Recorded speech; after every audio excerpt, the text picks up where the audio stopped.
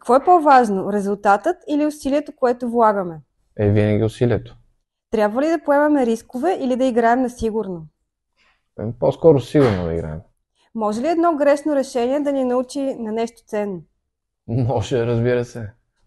Аз се казвам Стефан и съм готвач. Има ли неща, които мъжете правят по-добре от жените и обратното? Да, много неща. Даже повечето неща. По-добре ли е да постигнеш нещо сам или в екип с други хора?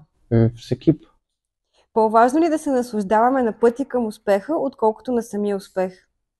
Да. По-важно е да се наслаждаваме на пътя. Трябва ли да останем верни на ценностите си, когато сме под натиск? Да, разбира се. Честността винаги ли е най-добрата политика? Естествено.